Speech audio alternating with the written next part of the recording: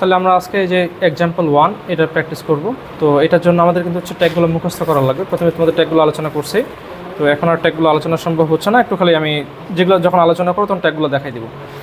আচ্ছা, এখানে দেখো আমরা HTML-টা শুরু করার জন্য প্রথমে এক্সাম্পল 1 করতেছি। আমরা এটা এক্সাম্পল 1-এর জন্য প্রথমে আমরা কী করবো, HTML-এর বেসিক স্ট্রাকচারটা লিখবো। HTML শুরু, এরপরে হেড শুরু, টাইটেল শুরু।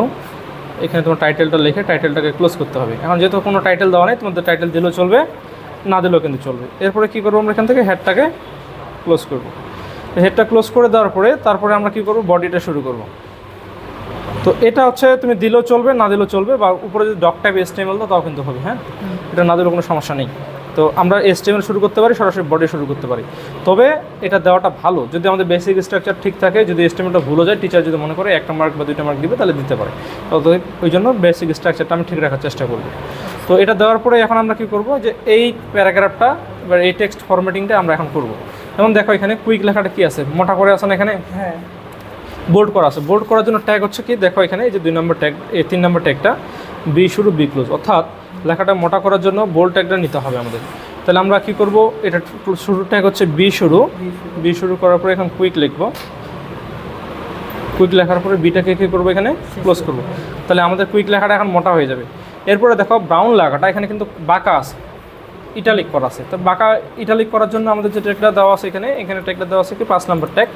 কোনো লেখাকে বাঁকা করার জন্য ইটালিক ট্যাগ নিতে হয়। আই শুরু লেখাটা লিখে আইটাকে কী করতে হবে, ক্লোজ। তাহলে এখানে আমরা কী করব, আই শুরু করব, লেখা ছিল ব্রাউন। ব্রাউন লেখার পর ইটালিকটাকে আমরা এখানে কী করবো, ক্লোজ করব। তারপর ফক্স, ফক্সটা কি আছে, আন্ডারলাইন করা আছে, তাই না? আন্ডারলাইনের ট্যাগ এখানে দেখো, এখানে আন্ডারলাইনের ট্যাগ দেওয়া আছে আমাদের 4 নম্বরটা, ইউ শুরু ইউ ক্লোজ। তাহলে আমরা এখানে কী করবো, ইউ শুরু করব, এখানে ফক্স লিখবো, এখন ইউটাকে কী করবো, এখানে ক্লোজ করে দেবো। এখন দেখো এখানে এই লাইনটা থেকে নিচের লাইনে আসছে না, এই নিচের লাইনে আসার জন্য আমাদের কিন্তু একটা ট্যাগ নিতে হয়, সেটা বিয়ার ট্যাগ। অর্থাৎ কোনো লাইন ভাঙানোর জন্য আমাদের যে ট্যাগটা নিতে হয় সেটা হলো বিয়ার ট্যাগ। এই যে এখানে ট্যাগটা দেওয়া আছে 8 নম্বর ট্যাগটা, বিয়ার ট্যাগ, কোনো লাইন ভাঙানোর বা প্যারাগ্রাফ ভাঙানোর জন্য। তো লাইন ভাঙাইতে যাচ্ছি আমরা, তাহলে এখানে কী করবো, বিয়ার ট্যাগ দিয়ে দিব।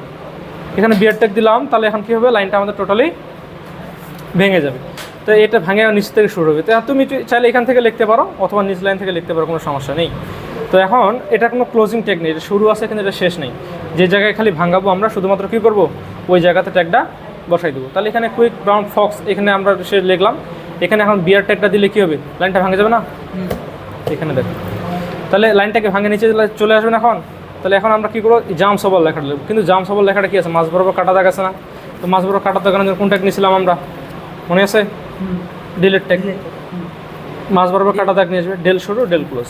তাহলে আমরা এটা কী করবো, DEL শুরু করব, জাম্পস ওভার লেখার পর ডিলেটটা এখন কী করবো, যে ক্লোজ করে দেবো, ঠিক আছে? তারপর কি লেখাটা ছিল, দ্য লেজি। তারপরে কি আছে, ডগটা উপরে আছে, তাই না? তাহলে কোনো লেখা স্বাভাবিকের থেকে উপরে লেখার জন্য কোনটা ট্যাগ নিতে বলছিলাম, সুপারস্ক্রিপ্ট ট্যাগ। SUP শুরু লেখাটা লিখে SUP-টা কি ক্লোজ। তাহলে এখানে আমরা কী করবো, SUP শুরু করব, তারপরে হচ্ছে কী লেখা ছিল এখানে আমাদের, ডগটা বসাবো, সুপারস্ক্রিপ্টটা আমাদের ক্লোজ। তারপর কি লাইনটা আবার ভাঙে নিচের দিকে আসছে না? নিচের দিকে আনার জন্য কোন ট্যাগ নেব, ব্রেক ট্যাগ নেব, বিয়ার ট্যাগ। তো ব্রেক দিলে আবার নিচের লাইনে চলে আসবে। অ্যান্ড লেখাটা আছে এখানে নিচে কি আছে, এন্ড তো স্বাভাবিক আছে, বসাইলাম। দেনটা নিচে আসে না, তো নিচে আনার জন্য যে ট্যাগটা নিতে হবে সেটা হচ্ছে কি সাবস্ক্রিপ্ট ট্যাগ। এই সাবস্ক্রিপ্ট বেস বা ভিত্তি লেখার জন্য, যেমন উদাহরণ দিয়ে দিচ্ছে S2 এখানে। তাহলে নিচে কোনো একটা লেখা লিখতে চাইলে সাবস্ক্রিপ্ট ট্যাগটা আমাদের নিতে হবে। তাহলে এখানে আমরা কী করবো, SUB শুরু করব, 2 লিখবো, SUB-টা কী করবো, এখানে ক্লোজ। তাহলে আমাদের কী হলো, সরি 2 তো না, এখানে কী ছিল, দেন ছিল, হ্যাঁ THEN দেন। তো দেন লিখবো, সাবস্ক্রিপ্টটা ক্লোজ হবে। তারপর ইট ফল আছে এখানে, দেখো 2টা ট্যাগ আছে কিন্তু, বোল্ড আছে এবং কি আছে, ইটালিক আছে। তাহলে বোল্ড আমরা শুরু করব এবং ইটালিক শুরু করব, হ্যাঁ। তারপর এখানে আছে কি, ইট ফল বসাবো। বসানোর পরে এখানে কোনটাকে আগে ক্লোজ করবো বলো দেখি, যেটা পরে শুরু করবো সেটাকে কী করতে হবে, আগে ক্লোজ। আই শুরু করছি, এখন কি আইটা ক্লোজ করব। তারপরে বোল্ড শুরু করছিলাম না, তারপর বোল্ড ক্লোজ। কিন্তু আগে ভুল করে বোল্ড ক্লোজ করে ফেলবো না, যেটা পরে শুরু করবো সেটাকে কি আগে ক্লোজ। তাহলে আই শুরু করছিলাম, পরে আইটা ক্লোজ করলাম, বোল্ড শুরু করছিলাম, বোল্ডটা ক্লোজ করলাম। তার মানে লেখাটা মোটাও হবে এবং হচ্ছে নিচে বাঁকাও হবে। তো লাইনটা আবার ভাঙাইছে, ভাঙানোর জন্য আবার কী নেবো আমরা, বিয়ার ট্যাগ নেব। এই বিয়ার ট্যাগকে বলা হয় অ্যান্টি ট্যাগ, ফাঁকা ট্যাগ বা নাল ট্যাগ। এইরকম অ্যান্টি ট্যাগ আছে 3টা, একটা হলো বিয়ার ট্যাগ, একটা হলো HR ট্যাগ, একটা হচ্ছে ইমেজ ট্যাগ। 3 ধরনের ট্যাগকে বলা হয় অ্যান্টি ট্যাগ। যে ট্যাগগুলো শুরু আছে কিন্তু শেষ নেই সেগুলোকে বলা হয় কি এমটি ট্যাগ। আচ্ছা এটা গেল, তারপর নিচে আসছে কি প্রেট, আবার কি আছে ইটালিক আছে, বাঁকা করা আছে প্রে লেখাটা। তাহলে আই শুরু করব, প্রে লিখবো, আইটা কী হবে আমাদের ক্লোজ। তারপর 2 এ ঠিক ছিল না, 2 এ বসালাম। লায়ন লেখাটা আবার বাঁকা আছে, তাহলে আবার কী করব, আবার ইটালিক শুরু করব, যে লায়ন লিখবো, আর ইটালিকটা কি ক্লোজ করব। দেখো ইটালিক ট্যাগের মতো আরেকটা ট্যাগ আছে, সেটা হচ্ছে EM tag, emphasise tag. EM শুরু করবো, লেখাটা লিখে ইএমটা ক্লোজ করলে কী হবে, লেখাটা আবার কিন্তু বাঁকা হয়ে যাবে। তুমি ইএম ব্যবহার করতে পারো অথবা ইটালিক ব্যবহার করতে পারো, কোনো সমস্যা নেই। আচ্ছা তাহলে এখানে আমাদের শেষ হয়ে গেল না, গোটাটা চাইলে আমরা একটা প্যারাগ্রাফে রাখতে পারতাম। প্যারাগ্রাফ শুরু করবো, এখানে প্যারাগ্রাফটা ক্লোজ। এই যে বডি শুরু করছিলাম, এখন বডিটা কি ক্লোজ। এই এসটিএমএল শুরু করছিলাম, এসটিএমএলটা কি ক্লোজ। ঠিক আছে, এইভাবে আমাদেরকে এসটিএমএল কোডগুলো করতে হবে। আমাদের এটা দেওয়া থাকবে, এখান থেকে বলবে কি যে এটার জন্য প্রয়োজনীয় এসটিএমএল কোড তৈরি করতে, তাহলে আমাদেরকে এইভাবে এসটিএমএল কোডটা তৈরি করা লাগবে। আচ্ছা এরকম দেখো এখানে এক্সাম্পল 2 দেওয়া আছে, যে পার্সোনাল ইনফো লেখা আছে। এই পার্সোনাল ইনফোটা কি আছে, মোটা করে আছে না, এটা বাড়িতে তোমার হোমওয়ার্ক থাকবে, দেখো।